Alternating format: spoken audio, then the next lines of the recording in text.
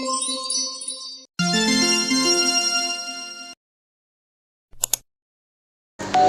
guys, welcome back to my channel Adina Octaviani.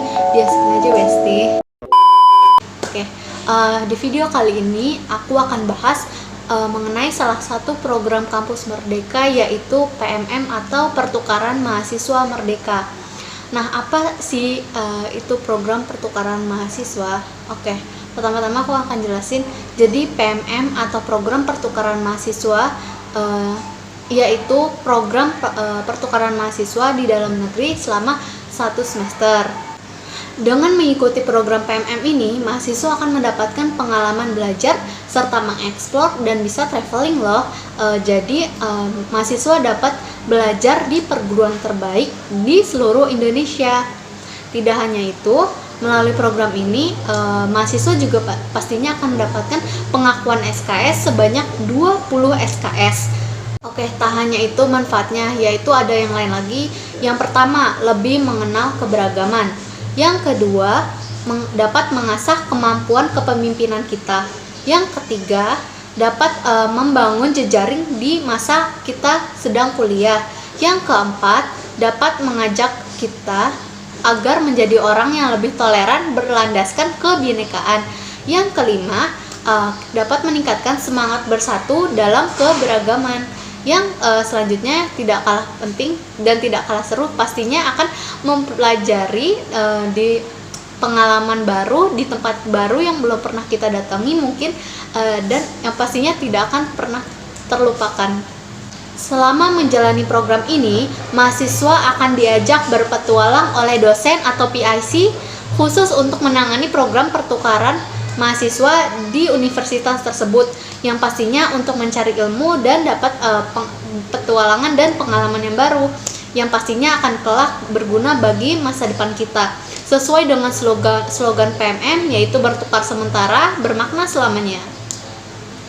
Tak lupa juga materi tersebut yang tadi aku jelasin mengenai petualang, yaitu nama materinya Mode Nusantara, yaitu terdiri dari kebinekaan, inspirasi, refleksi, dan kontribusi sosial, yang pastinya kita akan mendatangi tempat-tempat yang bersejarah agar menambah wawasan kita tentang daerah tersebut, dan juga kita akan berinteraksi langsung dengan tokoh yang ada di daerah tersebut, dan juga pasti ada banyak yang lainnya yang seru-seru.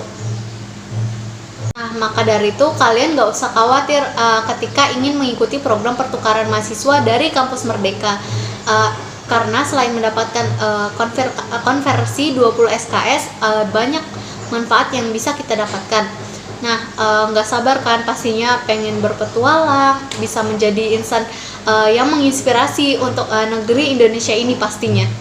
Nah, selain manfaat yang tadi aku sebutkan sebelumnya, ada lagi loh manfaat lainnya yang akan merubah pandangan kalian, cara pikir kalian mengenai Indonesia ini, tentang Indonesia ini. Nah, apa sih manfaat yang dapat merubah pandangan kalian mengenai Indonesia? Yaitu yang pertama, mendapat pengalaman baru terkait nilai-nilai keberagaman suku, agama, kepercayaan, kebudayaan, serta bahasa.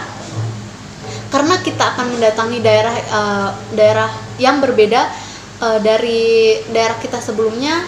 Nah, pastinya kita akan mempelajari keberagaman sukunya. Pastinya di sana akan ada banyak suku-suku, dan juga mungkin ada juga yang agamanya berbeda dari kita. Tetapi walaupun berbeda, kita harus tetap menghargainya dan menghormatinya, serta juga kepercayaan mereka. Jadi kita tetap harus menghormatinya saja dan menghargainya saja.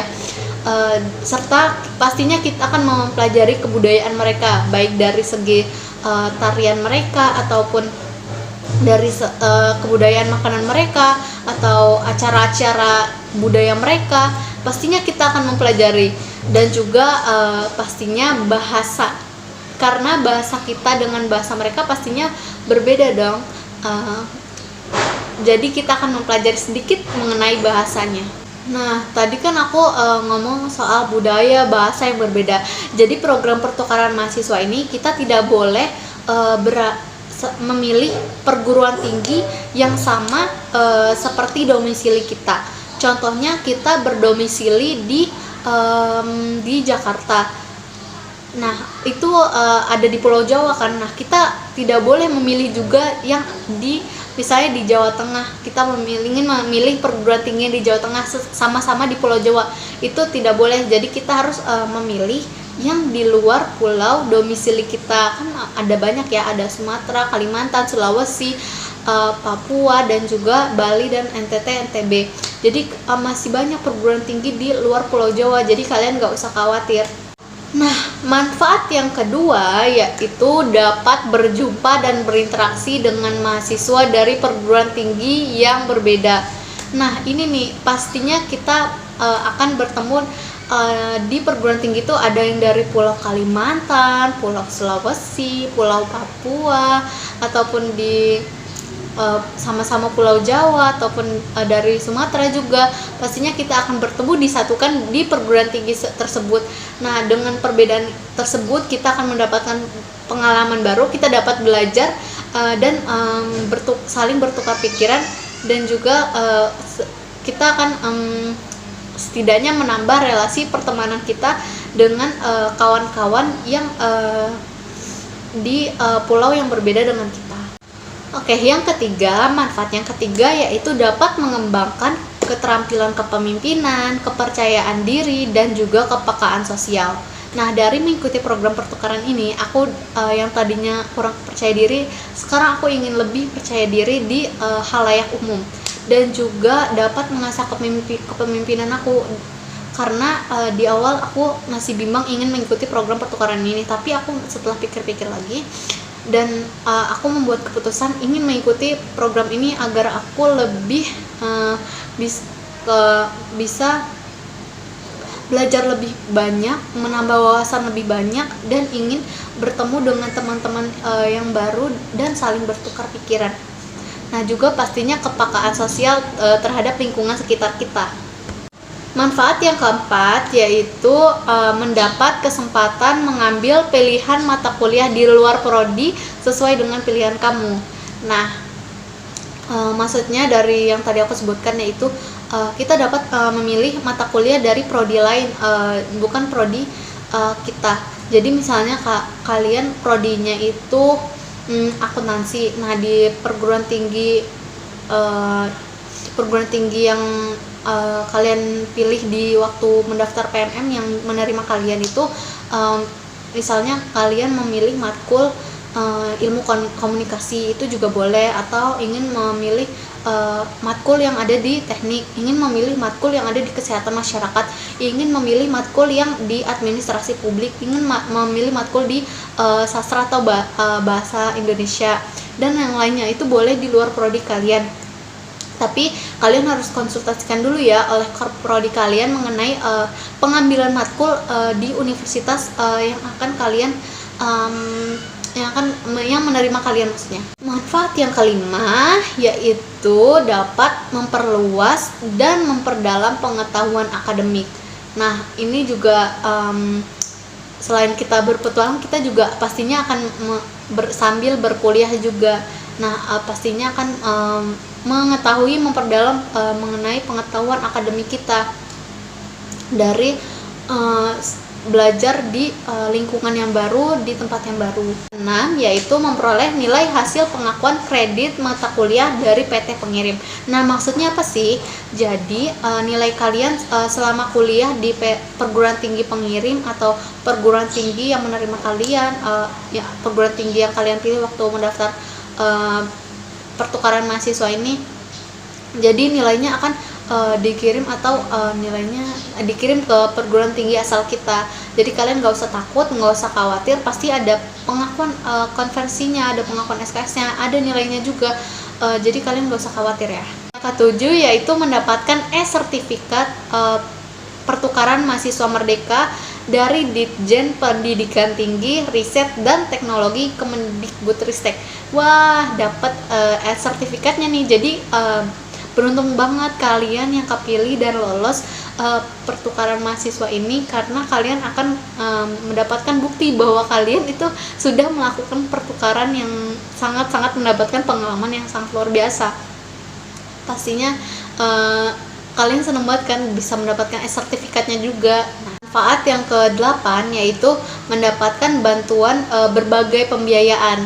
Nah, mengenai apa sih yang biaya apa aja sih yang kita dapatkan, nanti aku akan khusus membuat video mengenai pembiayaan atau biaya-biaya apa saja yang yang kita dapatkan. Nah, yang selanjutnya aku akan bahas mengenai modul Nusantara yang aku aku bahas tadi di awal. Nah, apa sih modul Nusantara itu, pengalaman apa aja sih, kebudayaan daerah apa aja sih yang akan kita dapatkan melalui kegiatan modul Nusantara ini. Jadi modul Nusantara ini kegiatan senilai 4 SKS yang wajib banget diikutin sama mahasiswa yang lolos program pertukaran mahasiswa ini. Jadi modul Nusantara ini akan mahasiswa yang mengikuti modul Nusantara ini akan mendapatkan pengalaman berinteraksi langsung dengan mahasiswa dan masyarakat dari daerah lain, serta mempelajari kebudayaan daerah lain juga pastinya. Nah, modul Nusantara ini terdiri dari 4 jenis yang tadi awal aku sebutkan, yaitu terdiri dari kebinekaan, inspirasi, refleksi, dan juga kontribusi sosial. Nah, tenang aja, kegiatan modul Nusantara ini kita akan pengalaman di luar kampus. Jadi modul Nusantara ini kita akan dibimbing, diawasi oleh dosen pembimbing modul Nusantara, khusus untuk pembimbing modul Nusantara di perguruan tinggi tersebut. Yang selanjutnya akan membahas mengenai persyaratan pendaftaran mahasiswa yang ingin mengikuti program pertukaran mahasiswa dari kampus Merdeka. Kalian harus dengarkan baik-baik ya, kalau bisa dicatat. Nah, yang pertama yaitu mahasiswa S1 aktif dan non-vokasi ya, di bawah Kemendikbudristek dan terdaftar pada PD Dikti. Nah, yang kedua, pendaftaran untuk pelaksanaan kuliahnya pada semester 3, 5, dan 7. Jadi waktu kalian mendaftar, pastikan kalian ketika mendaftar itu di semester 2, 4, dan 6. Jadi melakukan pertukarannya nanti di semester 3, di semester 5, dan di semester 7. Nih, misalnya kalian waktu mendaftar kayak aku, waktu mendaftar itu di semester 2. Jadi nanti aku akan melaksanakan kuliahnya itu, dikirimnya itu nanti waktu semester 3. Nah, yang selanjutnya yang ketiga yaitu belum pernah mengikuti PMM atau tidak terdaftar aktif dalam program Kampus Merdeka yang lain pada saat programnya berlangsung. Nah, kalian pastikan juga ya, sebelumnya nggak boleh yang sebelumnya udah pernah mengikuti PMM, kalian nggak boleh daftar untuk mengikuti PMM lagi. Jadi kalian yang udah mendaftar PMM sebelumnya, jadi jangan diikutin lagi ya, takutnya itu lagi bermasalah. Nah, yang selanjutnya lagi, misalnya kalian udah keterima nih di kalian mendaftar di 2 program nih, pertukaran mahasiswa sama magang misalnya. Nah, kalian harus milih salah satu, nggak boleh dua-duanya kalian ikutin, pasti nggak bakal bisa juga deh kayaknya. Jadi kalian tetap fokus aja, misalnya ingin program pertukaran mahasiswa, ya udah program pertukaran mahasiswa kalian ikutin. Nah, gitu ya. Dan yang sebelumnya udah ngikutin PMM, jadi jangan pernah berani daftar PMM lagi. Nah, yang keempat, tidak pernah dikenai sanksi akademik dan non-akademik. Yang kelima, memiliki surat izin dari PT pengirim.